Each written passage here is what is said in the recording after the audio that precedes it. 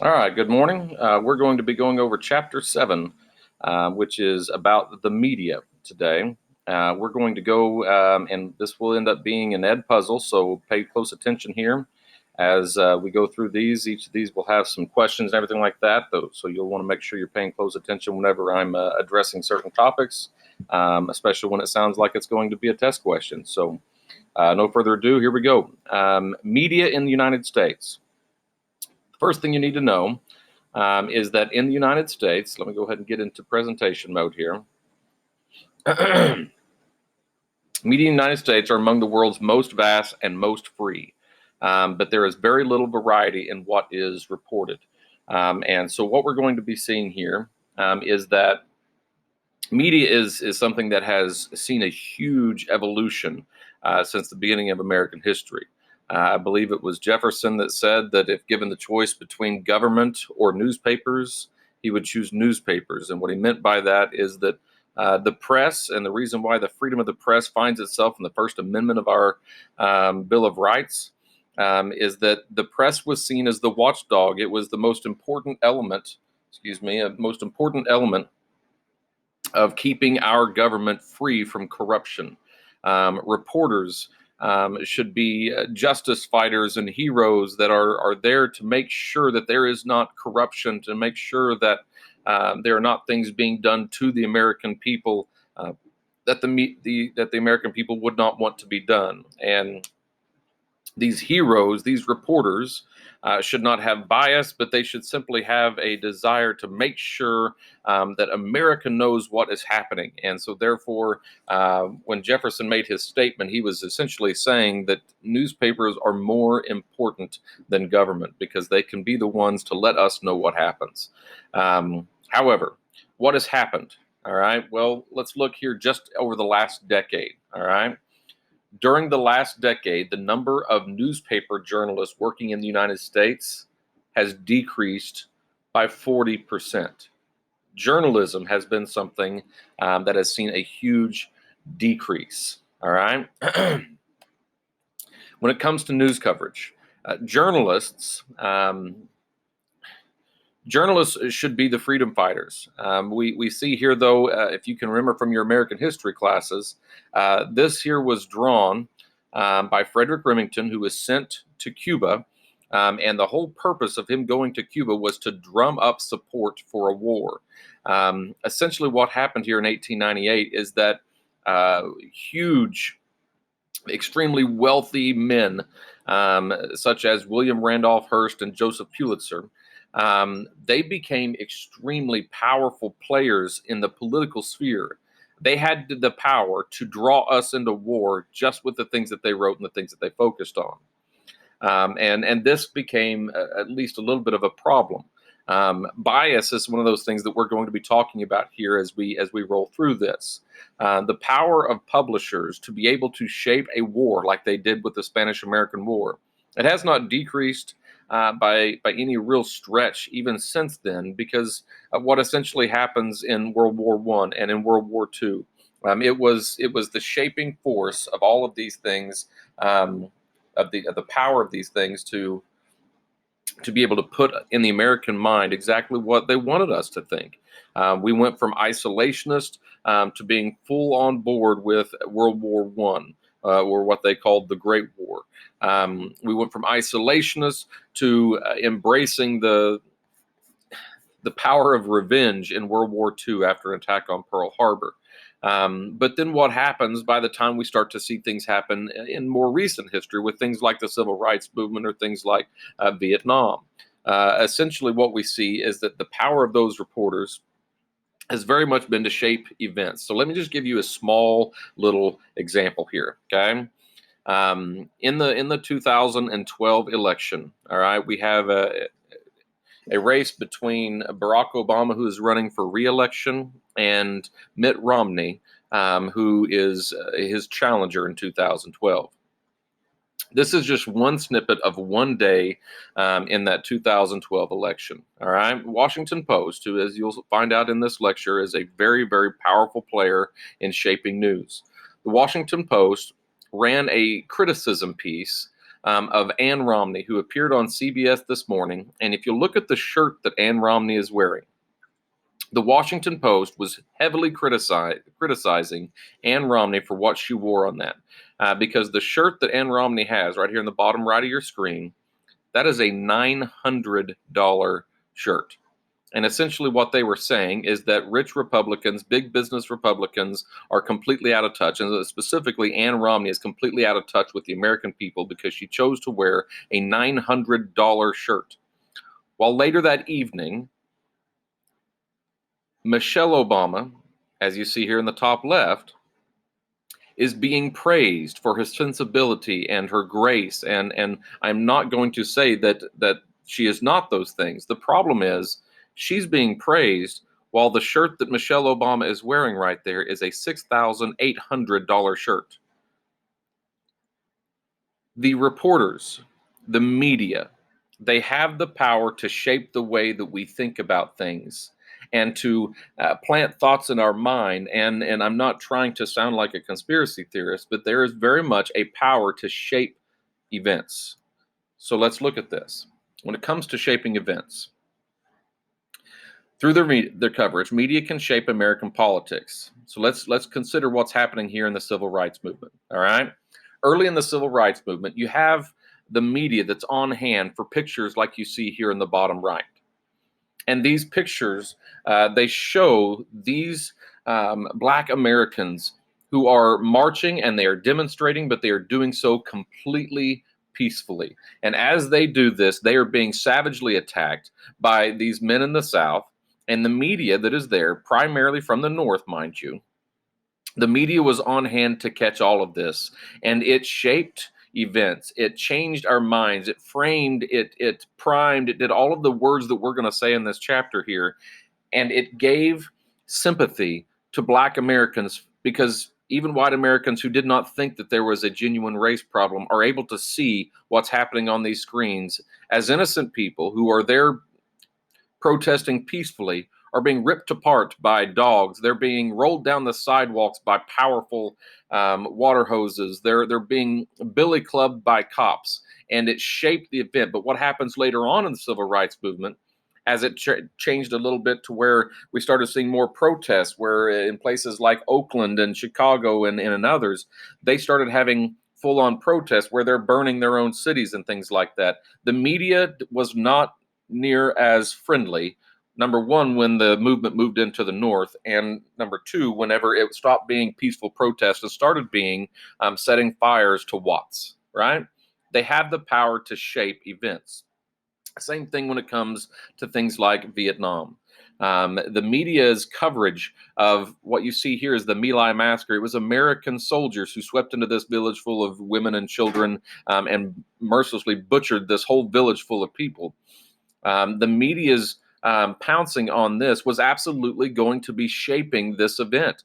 Americans were already not in support of this war. When they find out about what happened in My Lai, it's going to have terrible effects on all soldiers that fought in Vietnam and on the overall course and outcome of the war itself. And you could go ahead and say the same thing about Watergate, what happened here with Richard Nixon. The media pounced on this, and it's going to forever change the relationship between media and government and the people. And we're going to see that they have that ability to shape world events. All right. So let's look here. What is going to what's going to be happening here? When we talk about the media in the United States being among the most free, okay, what you see in the graphic here is this is just reporters making comments, okay? So you see here on the left, this is the United States. In the middle, this is Britain. And then on the right, this is Germany, okay? We see that there are, in the United States, 24% deflating comments, 47% are straight or neutral comments, 9% is mixed comments, and then 20% is reinforcing comments about things that are taking place on the news. When you look over here to Britain, you see that 69% of their comments are straight or neutral, and by the time you get to Germany, it's 96 are straight or neutral. Is there bias in the news? Why, yes, because reporters in the United States are much more free to offer their own perspective on what is happening, and we could argue back and forth about whether that's a good thing or a bad thing. Um, what we do know is that a majority of newspaper reporters identify themselves as liberal. Okay. Majority of reporters identify themselves as liberal. So there will be in the media a liberal slant to what happens. Okay. Um, let's look here. Types of media. There are different types of media or medium. The first one here that we're going to talk about is going to be television news. It's obviously not the oldest because newspapers would be your oldest form. However, print newspapers have become less a lot less popular over the ages. We typically don't see a whole lot of anybody other than older people that are actually grabbing newspapers that they can hold in their hands and reading them anymore. Television news, when you look at the rise between the 1950s and the early 2000s, television news was becoming the one place where everybody was getting their news. Television news, though, provides very little depth of coverage. Okay. It's essentially a running set of newspaper headlines that's connected to pictures. And our attention span as a result of this has decreased dramatically. So if I were to look at this particular screen here, okay, we start over here in 1968 and we roll over to 2000. What you're seeing is the amount of time allotted to any one subject on television news. If you notice in 1968, it's for any one subject, they would spend 43.1 seconds talking about one subject before they moved on to the next thing. By 1972, it was 25.2 seconds, and then down to 18.2, and then down to 12.2, and then down to 9.9, 8.9, 8.4, 8.2. By the time you get to 2000, it was a 7-second clip, okay? So tell me how in the world you are going to actually cover topics when you're spending only 7 seconds talking about them. Essentially, this is just a heads up, a rolling heads up with pictures that says this is what happened, and then they roll on to the next thing and the next thing, the next thing. This is essentially why television news became a very superficial form of news coverage. They would use sound bites, short little video clips that last somewhere between 5 and 15 seconds, hence your average there of 7. And they would not cover a whole lot other than just quick little sound bites. Okay, and so this became an important thing politically because politicians knew that they couldn't sit there and really draw out and explain everything that they're doing. If you're talking about a president, he had to have a sound bite to sell what is taking place. This kind of comes back to bite President George Herbert Walker Bush. This is the first Bush president, in which he was rolling out a plan, and his soundbite was this. He said, "Read my lips, no new taxes." However, once he becomes president, that soundbite came back to bite him in the rear, because as a part of what he was doing, it was not a real new tax, but there was something that took place that did require an increase of money given to the government, hence a tax. And so they end up calling him a liar and things like that. Same thing happened with Obama whenever he was trying to sell what we typically call Obamacare or the Fair Health Care Act and everything like that. But he says that the healthcare mandate is not a tax. The mandate is not a tax. However, by the time the whole thing rolls out, whenever people start looking at this, they're going, no, that's definitely a tax. If you're requiring me to pay for health care and fining me if I don't pay for the health care, it's definitely a tax. I don't care if you call it a penalty, whatever you call it, it's a tax. So sometimes the sound bites would end up biting people in the rear. All right. So here we go. Despite its widespread availability, television typically provides the least depth of news coverage. Television provides the least depth of news coverage. And now here's the other thing that I'll tell you. When it comes to the way that presidents, politicians in general, and things like that, that they release information to the public, they began using a thing called the press release. Now, the press release actually was it was created in the early 20th century by a public relations firm working for a railroad. But the press release has become a thing that's been used by virtually everybody. Our schools even use them whenever there is something major that happens that we need to let the school know about. And so these things become pretty important in the grand scheme of these things. Newspapers have essentially lost their place as the dominant news source. They often set the agenda for broadcast news sources, but they continue to be the primary source of news for the educated and influential. When we say that these newspapers set the agenda, there is essentially two newspapers. I think it is. No, it's not. There are essentially two newspapers that really set the agenda for all other sources, and that is the Washington Post and that is the New York Times. The Washington Post and the New York Times. Number one, I'd strongly encourage you to get the Washington Post and New York Times app and let that be one of your major sources of news, because whenever they write an article, number one, it is extremely well researched. It is a longer article, but also bear in mind that it will still have the same left slant as most media will have. But again, everybody else bases their coverage of everything on the way that the New York Times and the Washington Post cover it. You cannot overstate that fact. Radio news, though. Radio news, essentially, if you've ever listened to the news on the radio, it is essentially a headline service. But since you're listening on the radio, there's not pictures with this. So all these radio stations and everything like that, at the top of the hour, at the bottom of the hour, one of the two, they'll usually choose to run a quick little set of here's what's happening in the world today. And again, it's just kind of a roll of this is the headlines, right? However, talk radio Talk radio is one of the few little narrow claves that we can find that is really slanted very heavily to the right. Um, Heavily conservative people are more likely to listen to talk radio than anybody else, and so that's why you end up having the Rush Limbaughs, the Sean Hannitys, the Glenn Becks that have their radio programs, and that continues to be a very shaping force when it comes to conservative politics in America. The internet, it says it's grown in importance in recent years. It is now the most important place where people get their news. And essentially, when we say this, yes, they all have their websites, but they also all have their own apps. Okay, so you can literally choose your apps, and you can roll down through there and get your news from.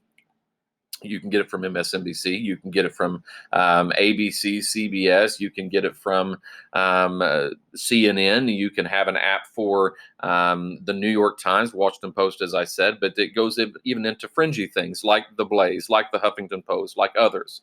And what's happened, though, is that we're now seeing a greater depth of coverage in internet articles that really wasn't being seen before whenever we were all focused on TV. So there's an argument to be made that we could get greater depth of coverage. The problem we have here is that for most of us, we're getting it on social media. Okay, when we talk about the way that social media has been used, it really became a heavy every textbook talks about it type thing when it comes to government thing after the election of 2008. It was Barack Obama that best utilized Facebook. Matter of fact, Facebook's second in command ended up being one of the major campaign contributors for Barack Obama.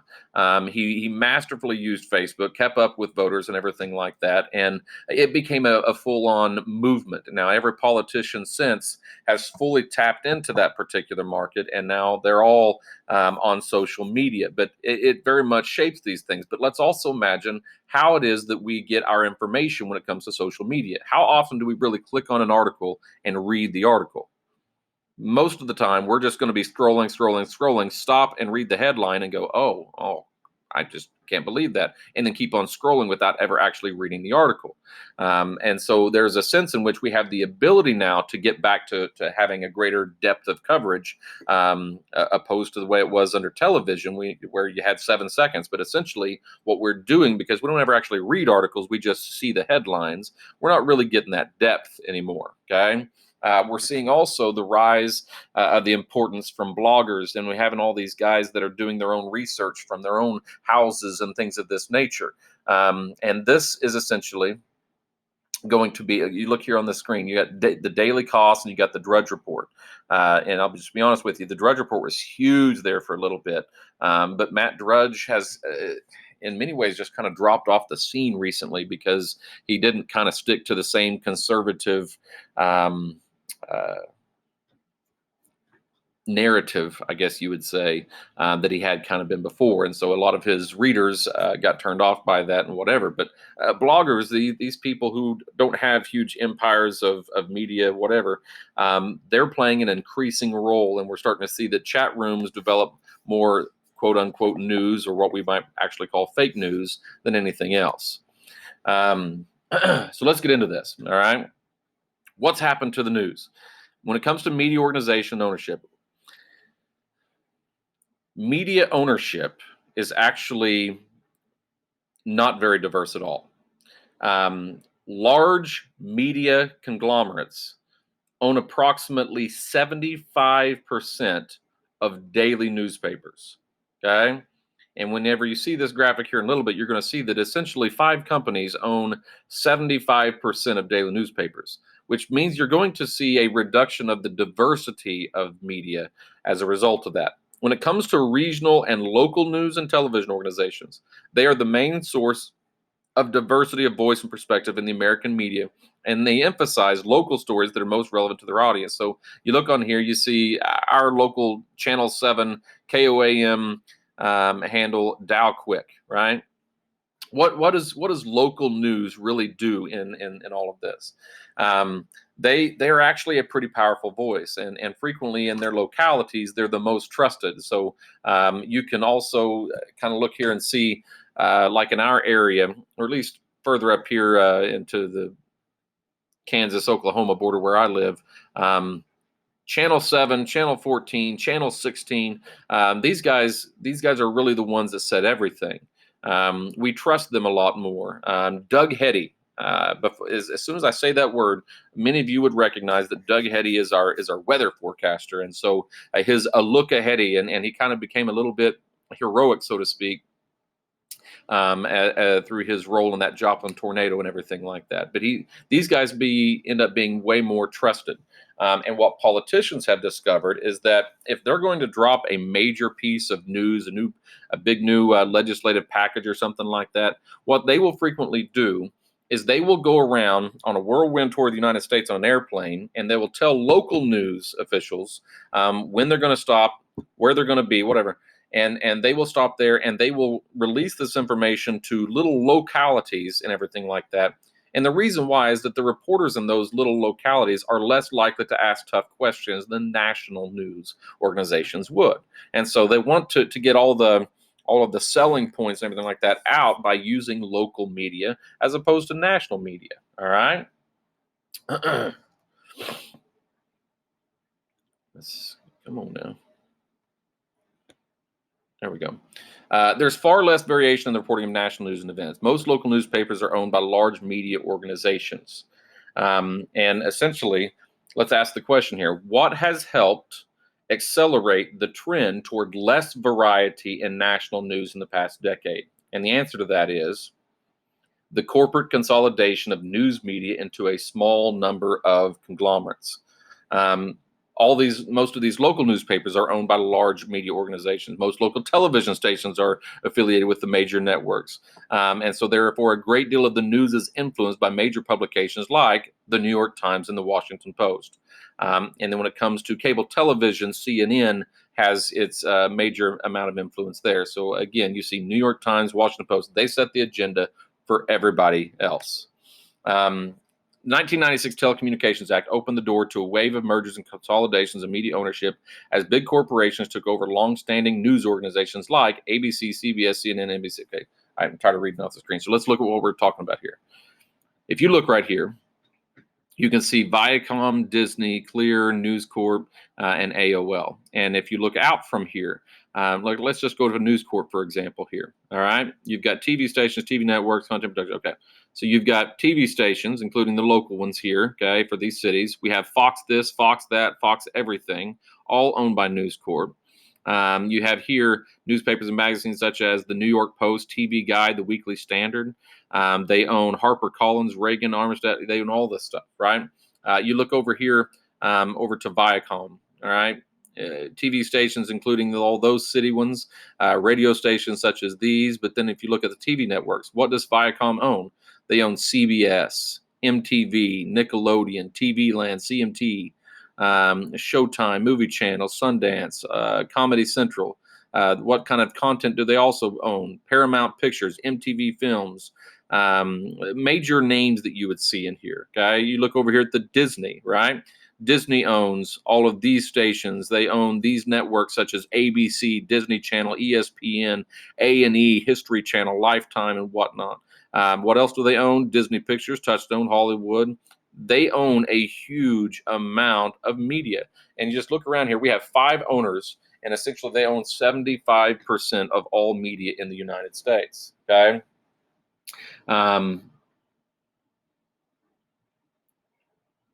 In the American media, there has been a recent trend toward the homogenization of national news because the Telecommunications Act of 1996 required print media outlets, and then we get this huge amount of ownership. All right, so that's the answer to that question that you're looking at there. Okay, let's scroll through here. This particular chart is the media bias chart. Okay, you can kind of see the title here in the middle, and if you look, there's a little bit of a legend here when we see here the green is kind of in your considered your most fair and not biased news, and then you kind of go out from here and it gets a little bit less fair in the yellow, and then out from there you get into your more fringy stuff into the orange over here. And then when you get into the red square down here, you get into your full-on dangerous. Okay, so you see your legend over here. Green rectangle is just the news. Yellow is fair interpretation of the news. Orange is extreme or unfair interpretation. And you see the red rectangle is nonsense that's damaging to public discourse. Okay, so what do we look at? All right, well, you look down here, you see some of the ones I've mentioned, some of the very ones we'll talk about in class whenever we're able to be back. The Blaze. All right, Fox News is right there on the border of dangerous and damaging to public discourse. Okay, you don't have to agree with this chart. I'm just telling you this is the way that they have labeled these things: the daily cost, the alternate forward progressives, all this stuff over here. Okay, you look into the orange and you get to the extreme or unfair interpretations, and you see how close some of these get to that. But then you get some of those that are in those squares, right? And you see the Huffington Post and Mother Jones and Current Affairs and stuff like that over here. In the yellow, we are in a fair interpretation of the news, and you see a good portion of our news contributors.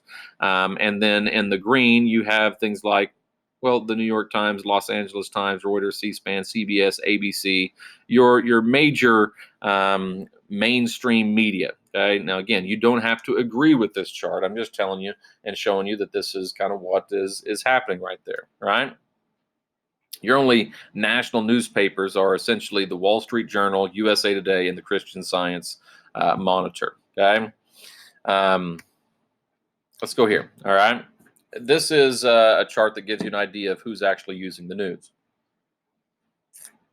Number one, if you look at the goes online chart at the top, the older you are, the less likely you are to go online for your news. Okay. And that kind of goes without saying. But the younger you are, the more likely you are to get all of your news from online. So let's look here. Online at least once a week for news. You see here. Online daily for news. You see kind of an interesting trend there where the less than 30 crowd is actually less than the 30 to 49 crowd. Watched TV news yesterday. What do you see? Well, you see an increase the older you get. And then read newspapers yesterday, you see, well, exactly what you'd expect. Okay, the older you are, the more likely you are to consume newspaper or TV news. Test question here. Daily internet users who participate in society and politics through online activities are called what? And the answer is digital citizens. Digital citizens. All right. Let's talk about regulation. Regulation of broadcast media. Through the Federal Communications Commission, the government issues licenses and regulates the business and content of broadcast media. And essentially, in the United States, the government does not own, but it does regulate the content and ownership of broadcast media. All right. How's the FCC going to regulate these things? Well, number one, they have what's called the right of rebuttal. This is an FCC regulation giving individuals the right to have the opportunity to respond to personal attacks made on radio or television broadcasts. So let's go give an example right here. If a radio station aired a personal attack against a candidate, but refused to allow the same candidate the opportunity to respond to that attack on its station, that station would be in violation of the right of rebuttal. Okay? And then the second thing we'd have here is called the equal time rule. The requirement that broadcasters provide candidates for the same political office an equal opportunity to communicate their messages to the public. So there we go. We see that the government is able to regulate these things using certain doctrines and things of this nature. Another one that we would give you is what's called the fairness doctrine. The fairness doctrine is no longer an actual regulation. They've gotten rid of it because essentially the Supreme Court has agreed that there is such a vast opportunity to get involved in C media and things like that that you don't necessarily have to have the fairness doctrine. But it was a regulation that required broadcasters who aired programs on controversial issues to provide time for opposing views. And that fairness doctrine essentially required that if they provided time, if those broadcasters aired controversial issues, that they would have to provide time for opposing viewpoints. All right. Last few things here. Freedom of the press. It's not subject to federal regulation. Print media enjoy great freedom from government interference. They can essentially they can operate independently of the government. The government can regulate the content, but they cannot tell them what to write, which is very different than it is in the majority of countries around our planet. So this is an important thing that the First Amendment gives us, and it prohibits the government from engaging in what's called prior restraint. Libel, though, okay, let's talk about libel for just a second. Libel is when a reporter prints something, says something that is libelous or that is damaging to their reputation and based in falsehood, okay? It is illegal to engage in libel. The Supreme Court, though, has to dance back and forth and figure out what is libel, what is not libel. Like if a reporter legitimately followed good practices and still accidentally said something that was untrue that damaged someone's reputation, they've engaged in libel. But they have to prove that they engaged in responsible journalism, even if they ended up in the wrong thing. And they're required to issue a rebuttal to these things. All right. So here we go. We also have prior restraint, which is an effort by the government to block the publication of material it deems libelous or harmful in some other way. So the First Amendment kind of keeps the government from getting involved in too many things, but they have to be able to prove that these things are indeed true. All right. So let's ask a question here. Number one, which of the following requires a Federal Communications Commission license in order to legally broadcast in the United States? Would it be a satellite radio channel? Would it be an internet website, a cable television station, or over-the-air television stations? And the answer you're looking for there is over-the-air television stations. And the reason why is because anybody can tap into those things. Anybody can tune into the radio. They can tune into local TV and things like that. And for those purposes, that content has to be regulated. You don't want inappropriate material being viewed by viewers that are below a certain age. And so that's why there is a requirement there. All right. Let's get to a couple more of these things. Agenda setting. All right. Agenda setting is the power of the media to bring public attention to particular issues and problems. Okay. As in, if they start looking for things along a certain line of thinking because they're trying to set the agenda, and then pretty soon let's use gun laws, for example. If there are a number of media outlets that are trying to see a change in gun laws in this country, what they have to do is they have to engage in agenda setting. And so they intentionally look for cases around the United States in which guns are being used to do damage, and they're going to cover all of those things, right? And so it's an important thing that we can kind of see there as well. The most important selection bias in the news is the audience appeal of a story. The audience appeal of a story. And that's an important thing for you to know because the news, for the most part, they're going to be covering things that you already, they know that people want to know about. And so the audience appeal is absolutely going to be a part of that agenda setting as well. All right. Then you also have what's called framing. Framing is the power of the media to influence how events and issues are interpreted. Okay. And so, again, if you're trying to frame Michelle Obama as sensible and everything like that, or you're trying to frame Ann Romney as somebody who's out of touch with America, that's why you're going to cover those things the way that you do. And so the way that you frame that is going to end up being a really, really important thing. All right. Okay. Last couple things then. Priming. Priming refers to the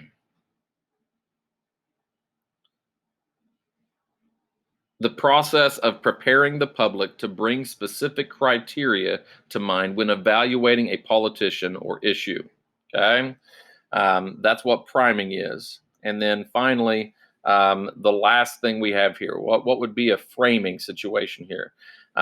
Journalists referred to the Obama administration's healthcare initiative as a reform. Okay. Instead of referring to it as healthcare rationing, as conservatives were framing it. Okay. And so if you look at Fox News, what were they doing? Fox News was framing Obama's healthcare initiative as healthcare rationing, whereas most mainstream media were referring to it as a reform, which sounds like a good thing, right? Anyways, media, we see an ever-changing world, and you're going to have to learn how to interact and how best to do these things. And I strongly encourage you to make sure that you are reading the news, watching the news, and paying attention to the world that you're in. All right. See you in class.